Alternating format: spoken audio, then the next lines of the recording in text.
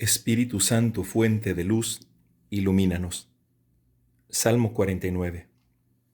Del maestro de coro, de los hijos de Coré. Salmo. Oigan esto, todos los pueblos. Escuchen todos los habitantes del mundo, tanto los humildes como los poderosos, el rico lo mismo que el pobre. Mi boca hablará sabiamente, mis reflexiones serán muy sensatas. Voy a inspirarme para componer un proverbio. Revelaré mi enigma al son de la cítara. ¿Por qué voy a temer en los momentos de peligro? Cuando me rodea la maldad de mis opresores, de esos que confían en sus riquezas y se jactan de su gran fortuna. No, nadie puede rescatarse a sí mismo, ni pagar a Dios el precio de su liberación, para poder seguir viviendo eternamente sin llegar a ver el sepulcro. El precio de su rescate es demasiado caro, y todos desaparecerán para siempre. Cualquiera ve que mueren los sabios, necios e ignorantes perecen por igual, y dejan a otros sus riquezas. La tumba es su residencia perpetua, su morada por los siglos de los siglos, por más que hayan poseído muchas tierras. Ningún hombre permanece en la opulencia, sino que muere lo mismo que los animales.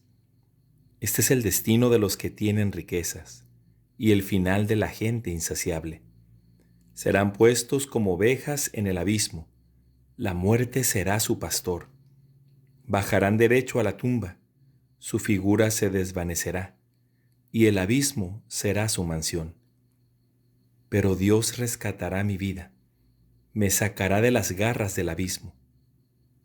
No te preocupes cuando un hombre se enriquece o aumenta el esplendor de su casa. Cuando muera, no podrá llevarse nada. Su esplendor no bajará con él. Aunque en vida se congratulaba diciendo, te alabarán porque lo pasas bien, igual irá a reunirse con sus antepasados, con esos que nunca verán la luz. El hombre rico no reflexiona y muere lo mismo que los animales. 365 días al encuentro con la palabra de Dios. Día 88.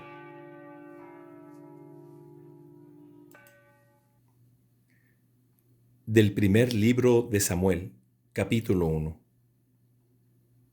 Había un hombre de Ramataim, un sufita de la montaña de Efraín, que se llamaba Elcaná, hijo de Jeroham, hijo de Eliú, hijo de Tohu, hijo de Suf, efraimita. Él tenía dos mujeres, una se llamaba Ana y la otra Peniná. Peniná tenía hijos, pero Ana no tenía ninguno. Este hombre subía cada año desde su ciudad para adorar y ofrecer sacrificios al Señor en Silo. Allí eran sacerdotes del Señor Jofní y Pinjas, los dos hijos de Elí.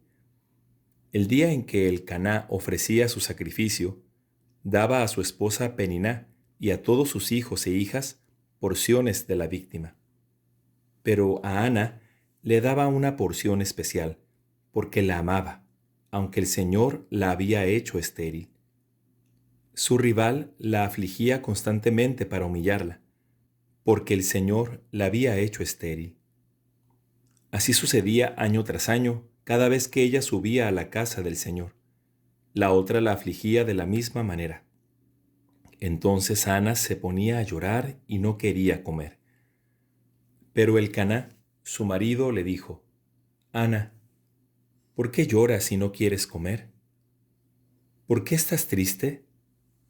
¿No valgo yo para ti más que 10 hijos? Después que comieron y bebieron en Silo, Ana se levantó. Mientras tanto, el sacerdote Elí estaba sentado en su silla a la puerta del templo del Señor. Entonces Ana, con el alma llena de amargura, oró al Señor y lloró desconsoladamente. Luego hizo este voto: Señor de los ejércitos, si miras la miseria de tu servidora y te acuerdas de mí, si no te olvidas de tu servidora y le das un hijo varón, yo lo entregaré al Señor para toda su vida, y la navaja no pasará por su cabeza. Mientras ella prolongaba su oración delante del Señor, Elí miraba atentamente su boca. Ana oraba en silencio. Solo se movían sus labios, pero no se oía su voz. Elí pensó que estaba ebria y le dijo: ¿Hasta cuándo te va a durar la borrachera? Vea que se te pase el efecto del vino. Ana respondió: No, mi señor, yo soy una mujer que sufre mucho. No he bebido vino ni nada que pueda embriagar. Solo me estaba desahogando delante del Señor.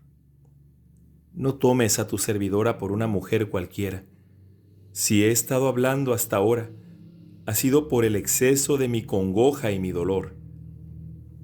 Vete en paz, le respondió Elí, y que el Dios de Israel te conceda lo que tanto le has pedido. Ana le dijo entonces: Que tu servidora pueda gozar siempre de tu favor.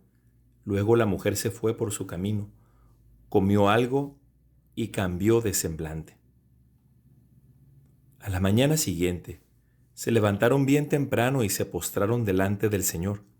Luego regresaron a su casa en Ramá. Elcaná se unió a su esposa Ana, y el Señor se acordó de ella.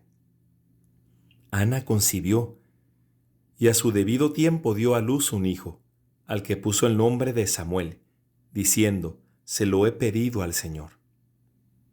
El marido Elcaná subió con toda su familia para ofrecer al Señor el sacrificio anual y cumplir su voto. Pero Ana no subió, porque dijo a su marido: No iré hasta que el niño deje de mamar. Entonces lo llevaré, y él se presentará delante del Señor y se quedará allí para siempre. Elcaná, su marido, le dijo: Puedes hacer lo que mejor te parezca. Quédate hasta que lo hayas destetado y ojalá que el Señor cumpla su palabra.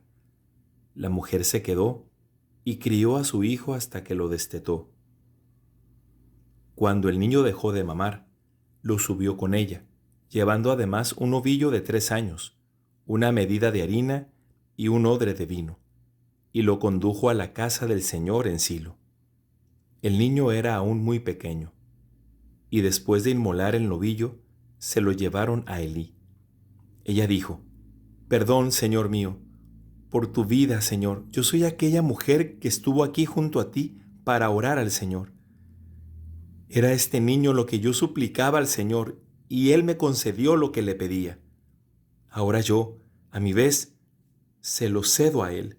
Para toda su vida queda cedido al Señor.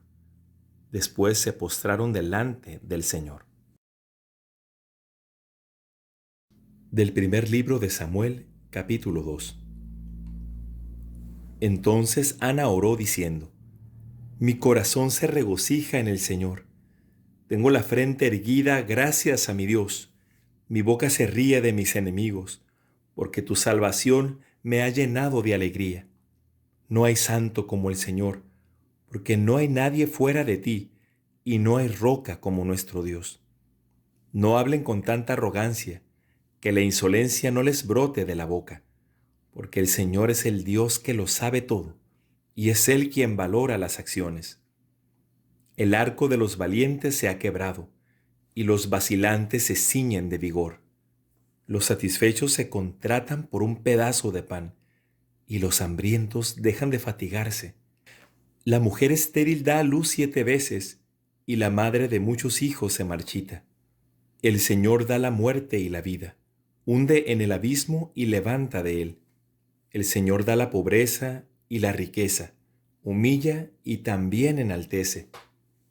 Él levanta del polvo al desvalido, y alza al pobre de la miseria, para hacerlo sentar con los príncipes, y darles en herencia un trono de gloria. Porque del Señor son las columnas de la tierra, y sobre ellas afianzó el mundo. Él protege los pasos de sus fieles, pero los malvados desaparecerán en las tinieblas, porque el hombre no triunfa por su fuerza. Los rivales del Señor quedan aterrados, el Altísimo truena desde el cielo, el Señor juzga los confines de la tierra, Él fortalece a su rey y exalta la frente de su ungido. Luego Elcaná se fue a su casa en Ramá, y el niño quedó al servicio del Señor a las órdenes del sacerdote Elí. Los hijos de Elí eran unos canallas que no reconocían al Señor, ni respetaban los deberes de los sacerdotes para con el pueblo. Cada vez que alguien ofrecía un sacrificio, venía el servidor del sacerdote con un tenedor de 3 dientes en la mano, mientras se cocía la carne. Entonces lo metía en la olla o el caldero, en la cacerola o el tazón, y todo lo que recogía con el tenedor se lo guardaba el sacerdote para él. Así hacían con todos los israelitas que iban a Silo. Incluso antes que se quemara la grasa, venía el servidor del sacerdote y decía a la persona que ofrecía el sacrificio: «Dale al sacerdote carne para asar. Él no aceptará de ti carne cocida, sino solo cruda». Y si el hombre le decía: «Primero hay que quemar la grasa, después llévate lo que quieras», el servidor replicaba: «No, o me lo das ahora mismo, o me la llevo por la fuerza». El pecado de esos ayudantes era muy grave delante del Señor, porque deshonraban las ofrendas del Señor. Samuel servía en la presencia del Señor, era un niño y llevaba ceñido el efod de lino. Su madre le hacía un pequeño manto y se lo traía cada año, cuando subía con su marido a ofrecer el sacrificio anual. Entonces Elí bendecía a Elcaná y a su mujer diciendo: «Que el Señor te conceda una descendencia de esta mujer, a cambio de aquel que fue cedido al Señor». Luego se volvían a su casa. El Señor intervino en favor de Ana, y ella concibió y dio a luz 3 hijos y 2 hijas. Mientras tanto, el joven Samuel crecía junto al Señor. Elí era ya muy viejo, y oyó hablar de todo lo que hacían sus hijos a Israel, y cómo se acostaban con las mujeres que presentaban servicio a la entrada de la carpa del encuentro. Entonces les dijo: «¿Por qué hacen esas cosas? Oigo hablar de todo el pueblo, de las malas acciones que ustedes cometen. No, hijos míos, no es nada bueno el rumor que se hace correr entre el pueblo del Señor. Si un hombre peca contra otro hombre, Dios interviene como árbitro. Pero si un hombre peca contra el Señor, ¿quién puede interceder por él?». Pero ellos no escucharon la voz de su padre, porque el Señor quería hacerlos morir. En cambio, el joven Samuel iba creciendo y era apreciado por Dios y por los hombres. Un hombre de Dios se presentó a Elí y le dijo: «Así habla el Señor, yo me rebelé a la familia de tu padre, cuando ellos estaban en Egipto bajo el poder de la casa del faraón. Elegí a tu padre entre todas las tribus de Israel, para que fuera mi sacerdote y subiera a mi altar, para que hiciera arder el incienso y llevara el efod en mi presencia. Y asigné a la familia de tu padre todas las ofrendas que hacen quemar los israelitas. ¿Por qué entonces pisotean mi sacrificio y mi ofrenda que yo prescribí para mi morada? ¿Por qué honras a tus hijos más que a mí, haciéndolos engordar con lo mejor de todas las ofrendas de mi pueblo Israel?». Por eso el Señor, el Dios de Israel, pronuncia este oráculo: «Yo había dicho que tu familia caminaría siempre en mi presencia, pero ahora, oráculo del Señor, lejos de mí todo eso, porque yo honro a los que me honran, pero los que me desprecian son humillados. Llegan los días en que amputaré tu brazo y el de la familia de tu padre, de manera que no habrá más ancianos en tu casa. Tú verás un rival en la morada, y aunque todo le vaya bien a Israel, nunca habrá ancianos en tu casa. Sin embargo, mantendré a algunos de tus descendientes cerca de mi altar, para que se consuman tus ojos y se desgaste tu vida. Pero todos los vástagos de tu casa morirán en la flor de la edad. Y te servirá de señal lo que le sucederá a tus hijos Jofní y Pinjas. Ambos morirán el mismo día. En cambio, yo me suscitaré un sacerdote fiel, que obrará conforme a mi corazón y a mis deseos. Yo le edificaré una casa duradera, y él caminará en presencia de mi ungido todos los días de su vida. Y todos los que subsistan de tu casa irán a postrarse delante de él por una moneda de plata y una miga de pan, y le dirán: admíteme, por favor, a cualquiera de las funciones sacerdotales, para que tenga un pedazo de pan que comer.